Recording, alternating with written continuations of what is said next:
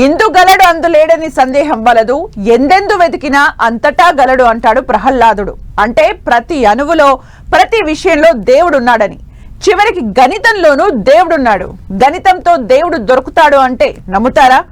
నమ్మి తీరాలి అంటున్నాడు సైంటిస్ట్. ఆ ఒక్క సూత్రం దేవుడు ఉనికి చెప్తుందంటున్నాడు. ఇంతకీ ఏంటా సూత్రం? ఇక దేవుడు దొరికేసినట్లేనా? దేవుడు లేడనే వారికి ఆన్సర్ కూడా దొరికినట్లేనా? ఆయన ఏం చెప్పాడు? ఈయనకేమర్థమైంది? మనకేం చెప్తున్నాడు? దేవుడి జాడ దొరికేసిందోచ్. దైవం ఉనికిని గణితం నిరూపిస్తుందా?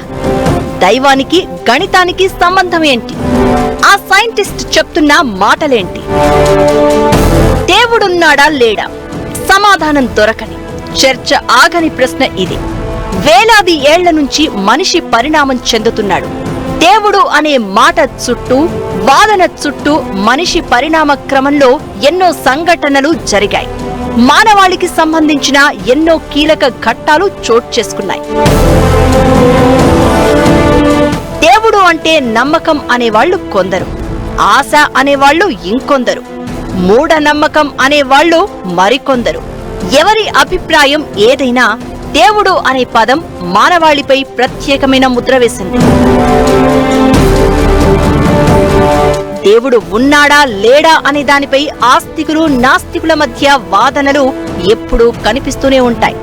దేవుడు ఉన్నాడని ఆస్తికులు, ఉంటే చూపించు అని నాస్తికులు మాటలతో యుద్ధాలు చేయడం కూడా చూస్తూనే ఉంటాం. అలాంటి చర్చకు ఇక ఫుల్ స్టాప్ పడబోతోందా అంటే అవును అనే సమాధానమే వినిపిస్తోంది. ఓ సైంటిస్ట్ మాటలతో దేవుడిని చూపించొచ్చా, దైవం ఉనికిని ప్రదర్శించొచ్చా అనే చర్చ మొదలైంది. డిరాక్ చెప్పిన గణిత సిద్ధాంతాలు విశ్వం యొక్క ప్రాథమిక చట్టాలను అర్థం చేసుకోవడానికి కీలకమైనవి. గణితం విశ్వంలోని కొన్ని పద్ధతులను మరియు స్థిరత్వాలను నిర్దేశించడంలో సహాయపడుతుంది, కానీ అది దేవుని పక్షంలో అతని ఉనికిపై ఏమీ చెప్పదు.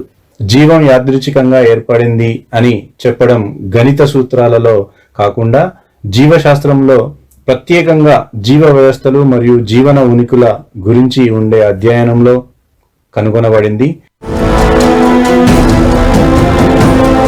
హార్వర్డ్ యూనివర్సిటీ ఖగోళ భౌతిక శాస్త్రవేత్త డాక్టర్ విల్లీ సూన్ ఆసక్తికర వాదన తెర మీదకు తీసుకొచ్చారు.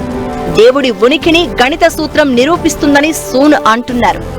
జీవం పుట్టుకకు ఖచ్చితమైన, నిర్దిష్టమైన పరిస్థితులు అనుకూలించిన విధానాన్ని చూస్తే అవేవో యాక్సిడెంటల్ గా జరిగినవిగా కనిపించవన్నది ఆయన మాట. జీవం మనుగడ సాగించడానికి వీలుగా విశ్వాన్ని రచించినట్లుగా ఆయన చెప్తున్నారు.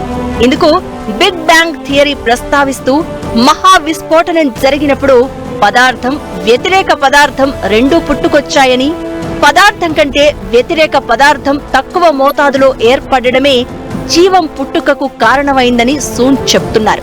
రెండు పదార్థాలు సమానంగా ఉంటే ఒకదానికి ఒకటి రద్దు చేసుకునేవని, అప్పుడు జీరో అయ్యేదన్నది సూన్ వాదన.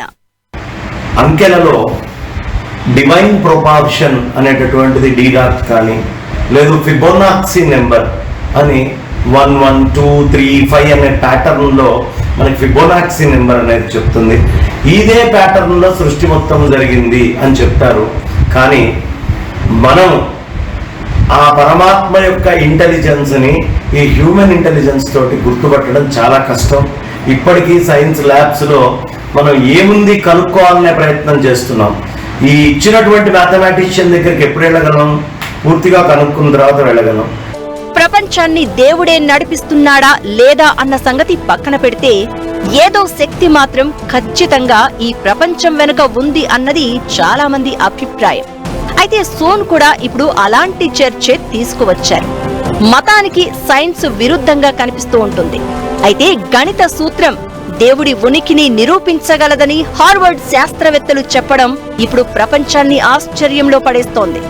విశ్వంలోని వివిధ మూలకాలు, అంశాల్ని చూసినప్పుడు ఏదో అత్యున్నత శక్తి పనిచేస్తున్నట్లు చెప్తారు. దీనికి ఉదాహరణగా గురుత్వాకర్షణ సమాన స్థితిలో ఉండడం ఈ వాదనకు బలం చేకూరేలా చేస్తుంది. గురుత్వాకర్షణ శక్తి బలహీనంగా ఉంటే నక్షత్రాలు, నక్షత్ర మండలాలు, గ్రహాలు ఏర్పడేవి కాదు కదా. గురుత్వాకర్షణ శక్తి బలంగా ఉండే కృష్ణబిలంలో విశ్వం కుప్పకూలిపోయేది కదా అన్నది మరో ప్రశ్న. సూన్ చెప్తున్న మాటలు ఫేమస్ సైంటిస్ట్ డిరాక్ మాటలను గుర్తు చేస్తున్నాయి. దీంతో ఇప్పుడు ప్రపంచవ్యాప్తంగా కొత్త చర్చ జరుగుతోంది. సూన్ చెప్పిన మాటలకు డిరాక్ పరిశోధనలకు చాలా పోలికలు ఉన్నాయి. దీంతో ఇప్పుడు దేవుడు అనే మాట చుట్టూ మళ్లీ చర్చ మొదలైంది. దేవుడు లేకుండా ఇలా జరుగుతుందా, ఇదంతా జరుగుతుందా అని ఆస్తికులు వాదన మొదలుపెట్టారు. దేవుడు ఉన్నాడా లేడా, దైవం ఉనికిని అసలు గణితం ఎలా ప్రూవ్ చేస్తుంది? సూన్ మాటతో గుర్తుకు వస్తున్న డిరాక్ ఎవరు? ఆయనేం చెప్పారు? అసలు ఏం చేశారు? సూన్ వాదనతో ఇప్పుడు ప్రపంచ వ్యాప్తంగా వినిపిస్తున్న చర్చ ఏంటి? ఇద్దరి సంగతి సరే, స్టీఫెన్ హాకింగ్ చెప్పింది కూడా అదేనా? దేవుడు లేడు అనే వారికి ఇకపై ఆన్సర్ దొరికినట్లేనా?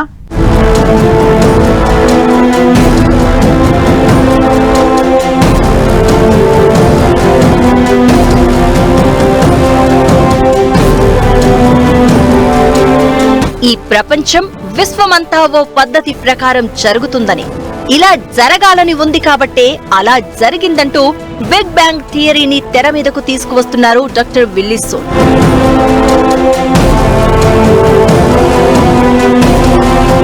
భౌతిక శాస్త్ర నియమాలు కూడా అలానే నడుస్తున్నాయని, అన్నీ కరెక్ట్ గా సెట్ చేసినట్టు ఉన్నాయన్నది ఆయన వాదన.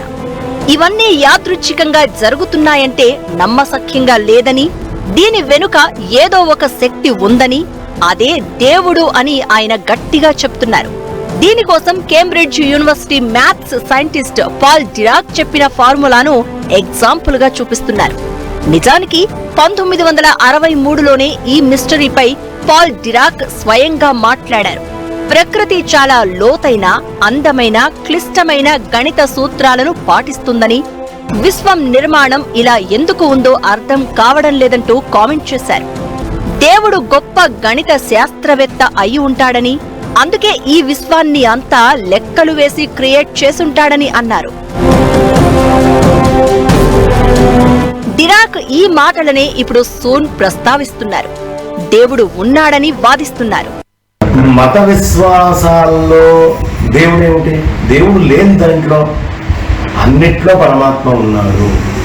అంధవిశ్వాసాలతో తీసుకొని వచ్చి పరమాత్మని కొలవడం అనేటటువంటిది తప్పు. గాని పరమాత్మ ఎక్కడ లేడండి? భగవంతుడు ఇందుగలడు అందు లేడని సందేహము వలదు. చక్రి సర్వోపగతుండి ఎందెందు వెదకి చూచిన అందందే గలడు దానవాగ్రని వింటే అని మనకు పెద్దలు చెప్తున్నారు కదా. ఫాదర్ ఆఫ్ యాంటీ మ్యాటర్ అని డిరాక్ కే పేరు. కొన్ని రేణువులు కాంతి కన్నా ఎక్కువ వేగంతో ఎందుకు కదులుతాయో తెలుసుకోవడానికి ఆయన ప్రయత్నించారు. ఇందుకోసం ఆయన ఐన్స్టీన్ ప్రతిపాదించిన సాపేక్ష సిద్ధాంతం, క్వాంటం మెకానిక్స్ నుంచి ష్రోడింగర్స్ ఫార్ములాను కలిపారు. మొదట్లో ఇది వర్కౌట్ కాలేదు. అయితే ఆ తర్వాత చిన్న మార్పుతో ప్రయోగాలు సక్సెస్ అయ్యాయి. విశ్వంలో దేవుడి రుజువును గుర్తించామని నమ్మే రిచర్డ్ స్విన్బర్న్, రాబిన్ కొలిన్స్ లాంటి చాలా మంది శాస్త్రవేత్తలు దీన్ని సరైన మేళవింపు వాదనగా చెప్తూ ఉంటారు. గురుత్వాకర్షణ బలం, ప్రోటాన్లు, ఎలక్ట్రాన్ల ద్రవ్యరాశి నిష్పత్తి, విశ్వంతో ముడిపడిన స్థిరాంశాలను దీనికి నిదర్శనంగా చూపుతున్నారు. ఇది చెబుతూనే దేవుడు ఉన్నాడని సూన్ బలంగా చెప్తున్నారు. గణిత శాస్త్రం లేదా శాస్త్రం దేవుడు ఉన్నాడు అన్న విషయం గురించి ఏమీ చెప్పదు. అది మూలంగా సమాధానాలు ఇవ్వడం కంటే మన చుట్టూ ఉన్న ప్రకృతిని వివరించడానికి, అనుమానాలను విచారించడానికి మాత్రమే ఉంటుంది. శాస్త్రం సృష్టి మరియు విశ్వం గురించి వివిధ సిద్ధాంతాలను నిర్ధారించడానికి సహాయపడుతుంది. కానీ దేవుని ఉనికి కోసం నిర్ధారిత ఆధారాలు ఇవ్వడానికి ఇది ఏ విధంగా పనికిరాదు. డిరాక్ ఇప్పుడు సూన్ వాదనలు ఎలా ఉన్నా, దేవుడి గురించి స్టీఫెన్ హాకింగ్ లాంటి వాళ్లది మరో రకం అభిప్రాయం.